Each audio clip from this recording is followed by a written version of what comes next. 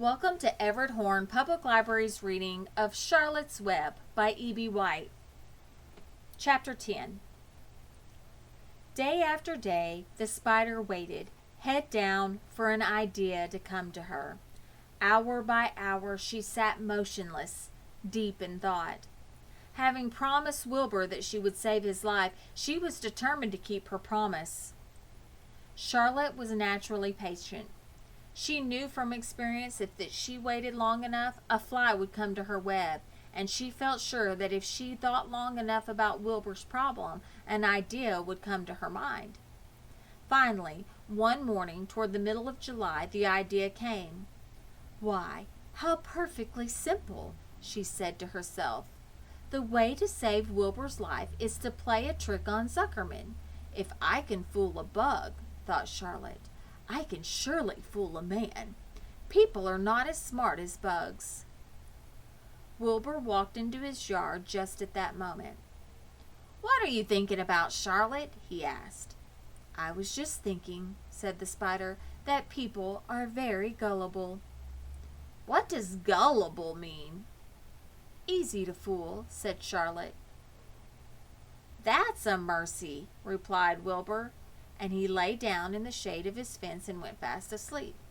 The spider, however, stayed wide awake, gazing affectionately at him and making plans for his future. Summer was half gone. She knew she didn't have much time. That morning, just as Wilbur fell asleep, Avery Arable wandered into Zuckerman's front yard, followed by Fern. Avery carried a live frog in his hand. Fern had a crown of daisies in her hair. The children ran for the kitchen. "Just in time for a piece of blueberry pie," said Mrs. Zuckerman. "Look at my frog," said Avery, placing the frog on the drain board and holding out his hand for pie. "Take that thing out of here," said Mrs. Zuckerman. "He's hot," said Fern. "He's almost dead, that frog." "He is not," said Avery. "He lets me scratch him between the eyes." The frog jumped and landed in Miss Zuckerman's dishpan full of soapy water. "You're getting your pie on you," said Fern. "Can I look for eggs in the hen house, Aunt Edith?" "Run outdoors, both of you, and don't bother the hens." "It's getting all over everything," shouted Fern. "His pie is all over his front." "Come on, frog," cried Avery. He scooped up his frog. The frog kicked, splashing soapy water onto the blueberry pie. "Another crisis," groaned Fern. "Let's swing in the swing," said Avery. The children ran to the barn. Mr. Zuckerman had the best swing in the county. It was a single long piece of heavy rope tied to the beam over the north doorway. At the bottom end of the rope was a fat knot to sit on. It was arranged so that you could swing without being pushed. You climbed a ladder to the hayloft. Then, holding the rope, you stood at the edge and looked down, and were scared and dizzy. Then you straddled the knot so that it acted as a seat. Then you got all up your nerve and took a deep breath and jumped.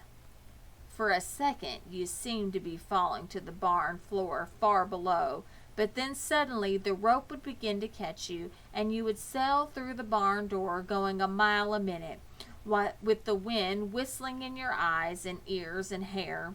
Then you would zoom upward into the sky and look up at the clouds, and the rope would twist you, and you would twist and turn with the rope. Then you would drop down, down, down out of the sky and come sailing back into the barn, almost into the hayloft, then sail out again. Not quite so far this time.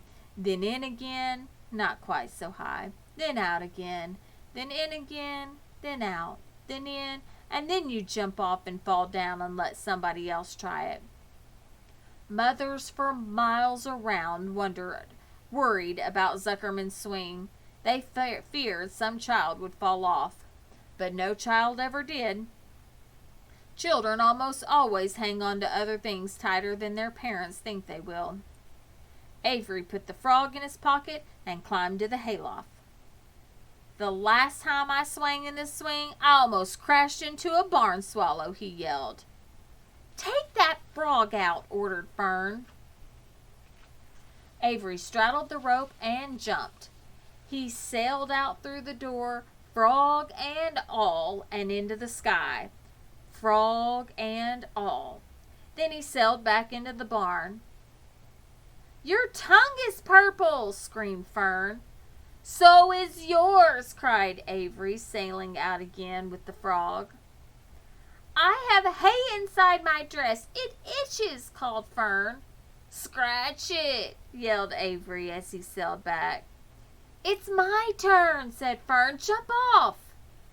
Fern's got the itch, sang Avery. When he jumped off, he threw the swing up to his sister. She shut her eyes tight and jumped. She felt the dizzy drop, then the supporting lift of the swing. When she opened her eyes, she was looking up into the blue sky and was about to fly back through the door. They took turns for an hour. When the children grew tired of swinging, they went down toward the pasture and picked wild raspberries and ate them. Their tongues turned purple, from purple to red. Fern bit into a raspberry that had a bad-tasting bug inside of it and got discouraged. Avery found an empty candy box and put his frog in it. The frog seemed tired after his morning in the swing. The children walked slowly up toward the barn. They, too, were tired and hardly had energy enough to walk. Let's build a tree house, suggested Avery. I want to live in a tree with my frog. I'm going to visit Wilbur, Fern announced. They climbed the fence into the lane and walked lazily toward the pig pen. Wilbur heard them coming and got up. Avery noticed the spider web, and coming closer, he saw Charlotte. Hey, look at that big spider, he said. It's tremendous. Leave it alone, commanded Fern. You've got a frog. Isn't that enough? That's a fine spider, and I'm going to capture it, said Avery. He took the cover off the candy box. Then he picked up a stick. I'm going to knock that old spider into this box, he said. Wilbur's heart almost stopped when he saw what was going on. This might be the end of Charlotte if the boy succeeded in catching her. You stop it, Avery, cried Fern. Avery put one leg over the fence of the pig pen. He was just about to raise his stick to hit Charlotte when he lost his balance. He swayed and toppled and landed on the edge of Wilbur's trough. The trough tipped up and then came down with a slap. The goose egg was right underneath. There was a dull explosion as the egg broke, and then a horrible smell. Fern screamed. Avery jumped to his feet. The air was filled with the terrible gases and smells from the rotten egg.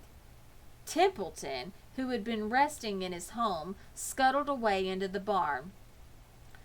Good night, screamed Avery. Good night. What a stink. Let's get out of here.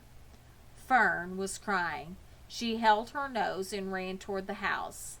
Avery ran after her, holding his nose. Charlotte felt greatly relieved to see him go.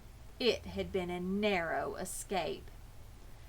Later on that morning, the animals came up from the pasture, the sheep, the lambs, the gander, the goose, and the 7 goslings. There were many complaints about the awful smell, and Wilbur had to tell the story over and over again of how the arable boy had tried to capture Charlotte, and how the smell of the broken egg drove him away just in time. It was that rotten goose egg that saved Charlotte's life, said Wilbur. The goose was proud of her share in the adventure.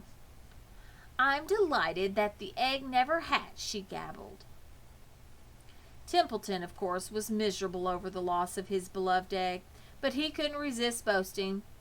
It pays to save things, he said in his surly voice. A rat never knows when something's going to come in handy. I never throw anything away. "Well," said one of the lambs, "this whole business is all well and good for Charlotte, but what about the rest of us? The smell is unbearable. Who wants to live in a barn that is perfumed with rotten egg?" "Don't worry, you'll get used to it," said Templeton. He sat up and pulled wisely at his long whiskers, then crept away to pay a visit to the dump. When Lurvy showed up at lunchtime carrying a pail of food for Wilbur, he stopped short a few paces from the pig pen. He sniffed the air and made a face. "What in thunder?" he said, setting the pail down. He picked up the stick that Avery had dropped and pried the trough up. "Rats," he said. "Whew! I might have known a rat would make a nest under this trough. How I hate a rat!" And Lurvy dragged Wilbur's trough across the yard and kicked some dirt into the rat's nest, burying the broken egg and all Templeton's other possessions. Then he picked up the pail. Wilbur stood in the trough, drooling with hunger. Lurvy poured. The slops ran creamily down the pig's eyes and ears. Wilbur grunted. He gulped and sucked and gulped, making swishing and swooshing noises, anxious to get everything at once. It was a delicious meal. Skim milk, wheat middlings, leftover pancakes, half a donut, the rind of a summer squash, 2 pieces of stale toast, a third of a ginger snap, a fish tail, 1 orange peel, several noodles from noodle soup, the scum off a cup of cocoa, an ancient jelly roll, a strip of paper from the lining of the garbage pail, and a spoonful of raspberry jello. Wilbur ate heartily. He planned to leave half a noodle and a few drops of milk for Templeton. Then he remembered that the rat had been useful in saving Charlotte's life, and that Charlotte was trying to save his life, so he left a whole noodle instead of a half. Now that the broken egg was buried, the air cleared and the barn smelled good again. The afternoon passed and the evening came. Shadows lengthened. The cool and kindly breath of evening entered through the doors and windows. Astride her web, Charlotte sat moodily eating a horsefly and thinking about the future. After a while, she bestirred herself. She descended to the center of the web, and there she began to cut some of her lines. She worked slowly but steadily while the other creatures drowsed. None of the others, not even the goose, noticed that she was at work.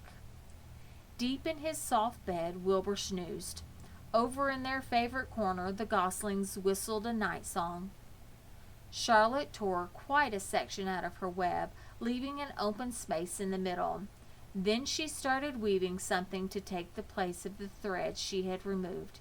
When Templeton got back from the dump around midnight, the spider was still at work.